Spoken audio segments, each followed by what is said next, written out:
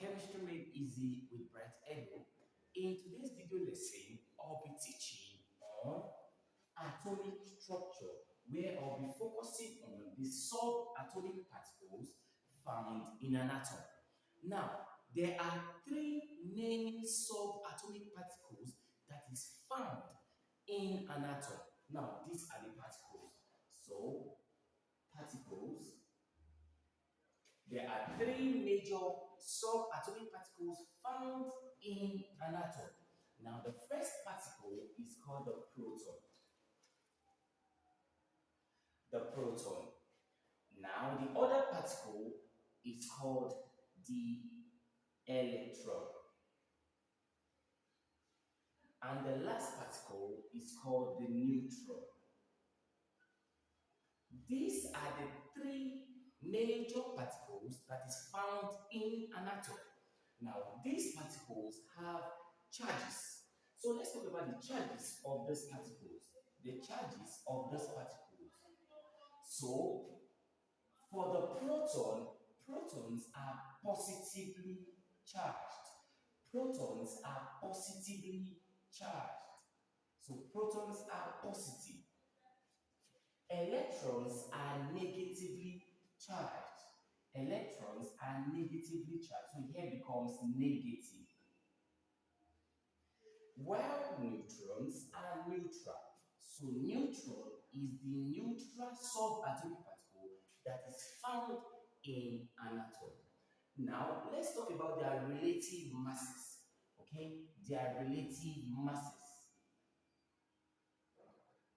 The relative mass of a proton particle is 1. The relative mass of electron is 1 over 1,840. That means electrons are very, very small in size compared to the proton particle. Now let's talk about the relative mass of neutron. Neutrons, the relative mass is 1. Now let's talk about the last, which is their locations. That means where is these particles found? First thing first, it must be noted that proton is found in the nucleus of an atom. The proton particle is found in the nucleus of an atom, and also electrons is found in the orbital. Electrons are found in the orbital. Orbitals are regions in space where there is a high possibility of finding an electron.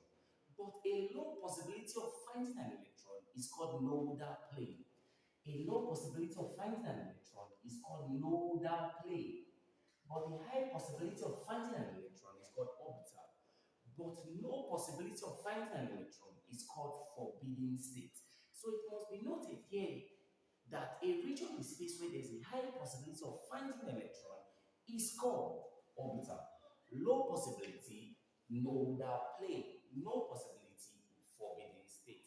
So, where is the neutron particle found? Neutron particle is found in the nucleus of an atom. Neutrons are found in the nucleus of an atom. And it must be noted that protons are positively charged with a relative mass of 1, and they are found in the nucleus. Electrons are negatively charged with a relative mass of 1 over 1,840. That means when we calculate this, it's going to give us like 0.000543. That means the mass compared to 1 is very, very small. It's negligible. So while for neutron, it is neutral. And basically, the relative mass is 1 and the location is found in the nucleus of an atom. So this is what I actually mean by this. Let's say this is an atom. And this atom is made up of a central nucleus because all atoms possess a nucleus. Now this nucleus contains 2 subatomic particles. The first is proton and the other is neutron. And it must be noted that these electrons are found in the orbitals. Okay, these electrons are found in the orbitals. Okay, it must be noted that electrons are found in the orbitals. So these are the subatomic particles that are found in an atom. Now let's quickly proceed. Now let's quickly talk about how electron particles are arranged in the orbital of an atom. There are three chemical principles that governs the arrangement of electron in an orbital. So let's discuss about that.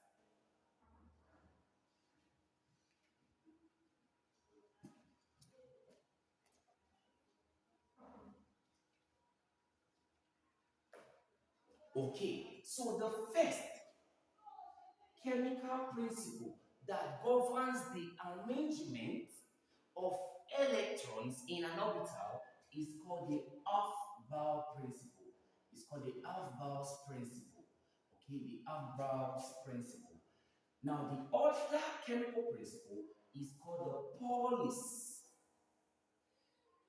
exclusion principle. The Pauli's exclusion principle. After the Pauli's exclusion principle, the last chemical principle is called Horn's rule of maximum multiplicity. Horn's rule of maximum multiplicity.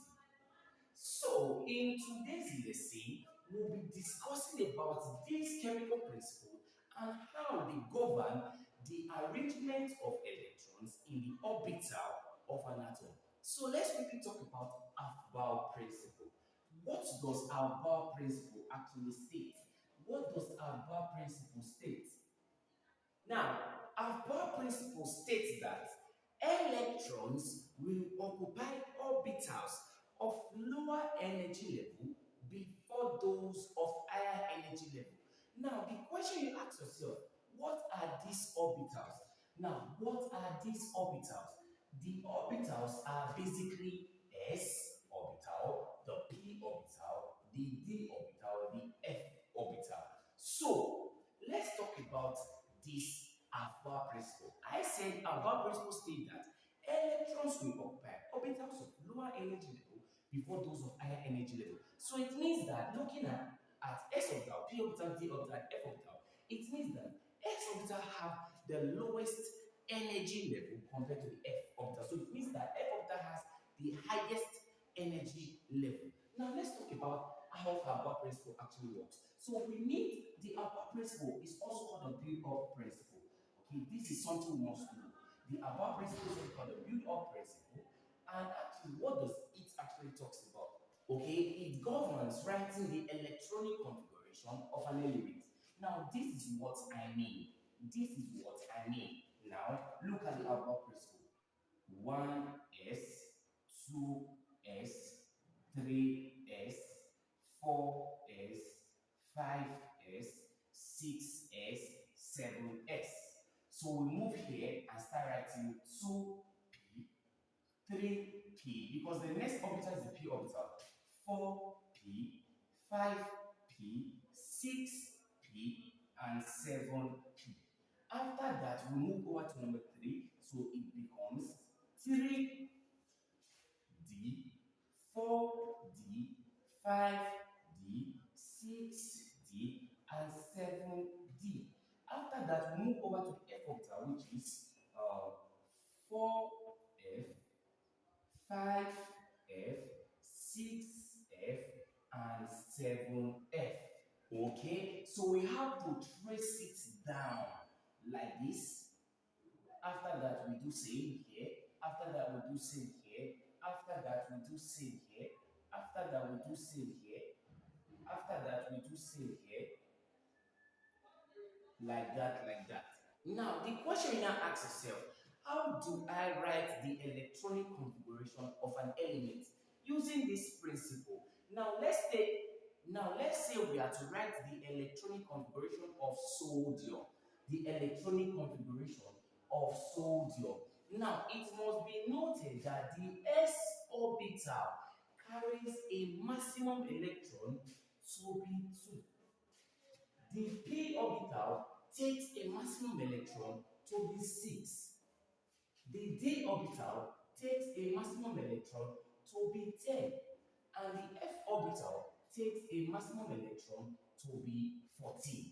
If you check closely, you can see that the difference will be 4 in each of these orbitals. So let's say we are to write the electronic configuration of sodium, Na.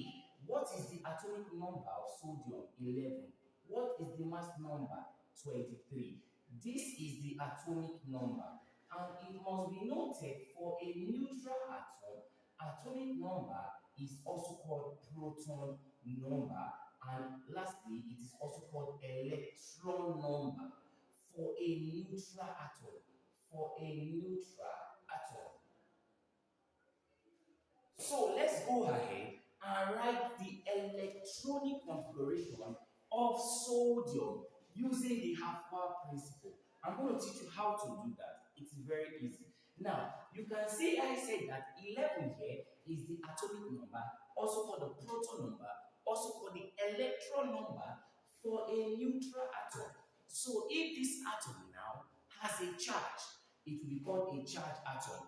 But you can see here that sodium here, it is neutral. There is no charge. So it means that all of these are the same. So 11 is same as atomic number, 11 is same as proton number, 11 is same as electron number. So we have to write electronic configuration. So what we should use here is the electron number, electronic configuration. You can see the word electronic. So we are to use electron number to write electronic configuration, which is 11 in this case. So what we are aiming at is number 11.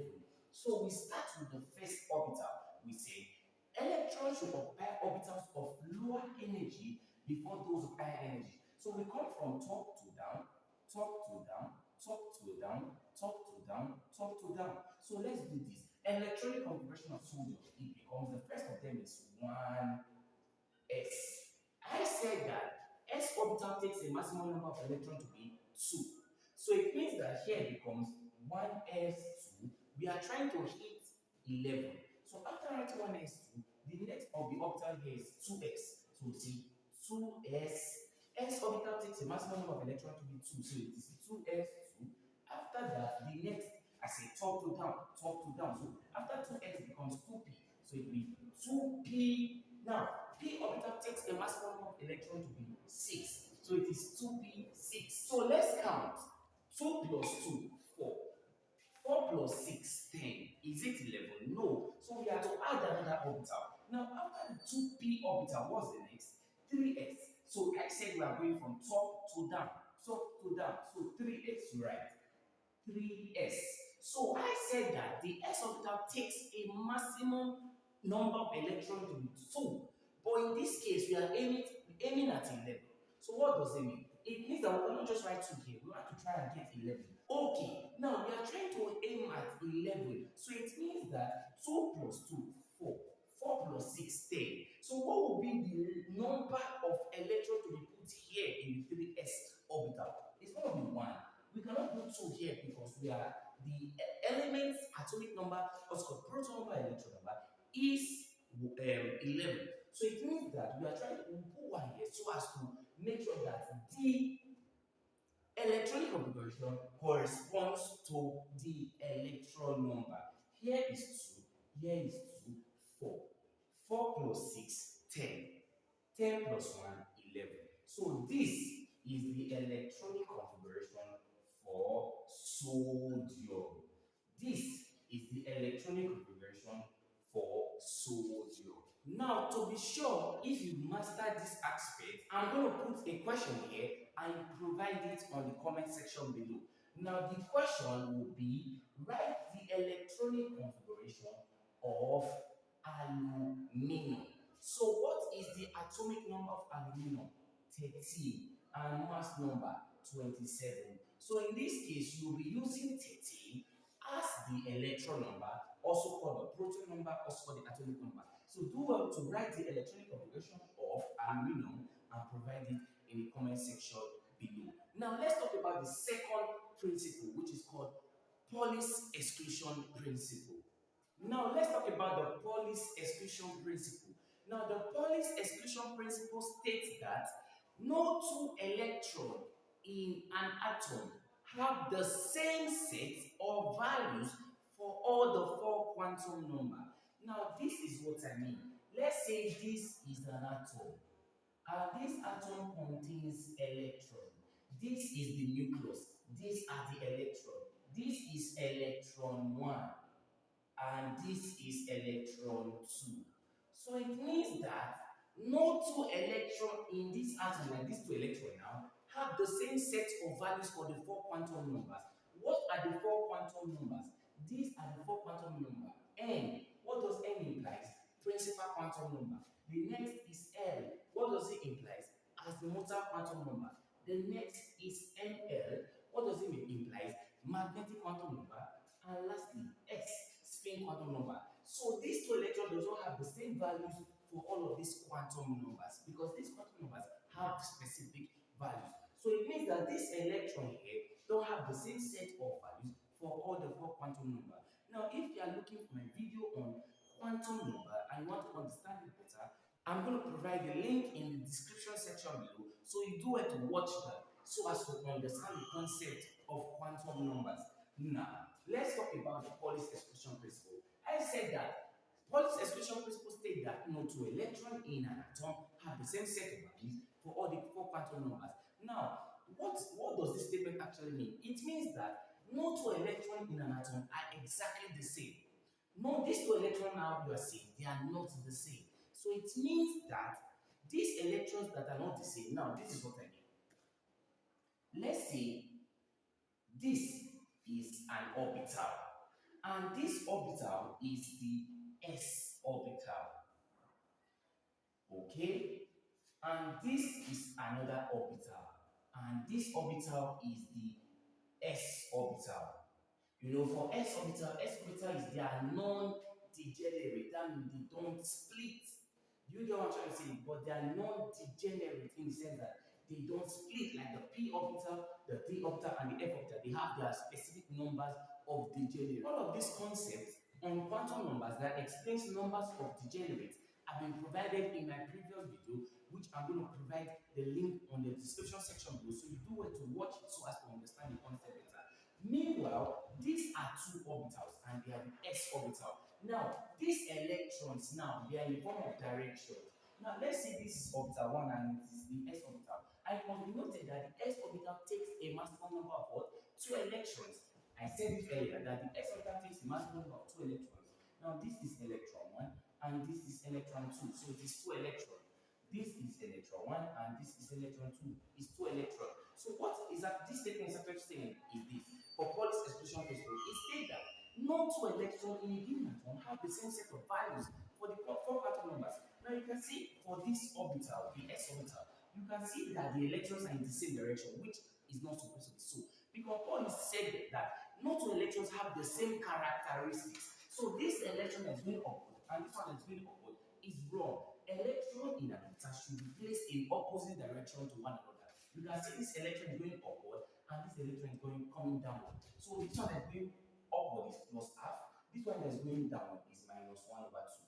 So that is the concept. Okay. Each of these electrons have a value, and one is plus half, the other is minus half.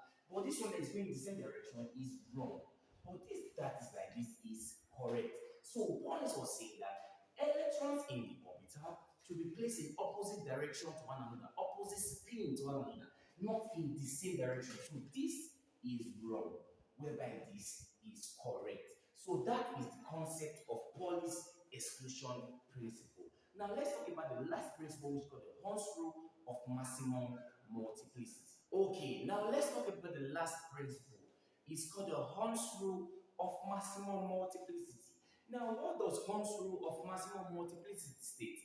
Hund's rule of maximum multiplicity states that when filling a degenerate orbital, electrons should occupy these orbitals singly first before pairing takes place. Now, this is what I mean. Let's say we are having these electrons and this orbital, the 1s2 orbital, the 2s2 orbital, and the 2p4 orbital. Let's say this is the electronic configuration of a particular element now. Now, for the s orbital, we already know that it is non-degenerate. That means we're going to draw one box for the s orbital. Same applies to this other orbital. Okay, same applies to this other orbital, which is the 2s orbital, and same applies to the p orbital. But in the p orbital here, we have to draw three boxes because it is three degenerates. All of this has been explained in my previous video on the episode one on the 40 days to jam chemistry video series. So do well to watch that, and the link will be provided in the comment section below. Now let's talk about this. For the s orbital, it is 2 electrons that is the maximum number. So let's draw it here. And I said this electron should be placed in opposite direction to one another. Now let's talk about the 2s2 orbital. The 2s2 orbital, same applicable to this. Now let's talk about the 2p4 orbital. I said that Hall's rule states that when filling a degenerate orbital, this is a degenerate orbital. This is not a degenerate orbital because it did not break down. This is a degenerate orbital, the 2p4 orbital. The p orbital is a degenerate orbital. When filling this degenerate orbital, electrons should be filled singly first before parent takes place. Now you can see we have three boxes, so we have to fill them singly. But most persons will just write like here because we did like this, so just say this, and they will feel it's correct. No, it is not. Because Hans will state that electrons will fill this degenerate orbital singly first before parent takes place. So we fill this, and we fill this. So you can see we have three electrons. So remember how many electrons? One electron to make it four. So we continue here. If it was five, we'll put another one. If it was six, we'll put another one to be complete. So it is four. That is why we put the last electron, the last number of electrons to be first orbital. So this is how to write the electronic configuration using these three principles. The first was the Ahmad principle, called the build-up principle, and the other was the Pauli's exclusion principle, and lastly, Hall's rule of maximum multiplicity. Now, it must be noted on Hall's rule of maximum multiplicity that Hall's rule is used to determine the number of unpaired electrons seen in an atom. The number of unpaired electrons seen in an atom. And this is called paramagnetism because number of paired electrons seen in an atom is called diamagnetism. But number of unpaired electrons seen in a transition element is called ferromagnetism. So I repeat, I said that number of paired electrons seen in an atom, diamagnetism. Number of unpaired electrons seen in an atom, paramagnetism. But number of unpaired electrons seen in the transition element specifically is called ferromagnetism. So I believe now we now understand the concept on this principle. Do well to subscribe to this channel and share these videos with your friends. And it's going to help you guys a lot. Thank you very much. God bless you.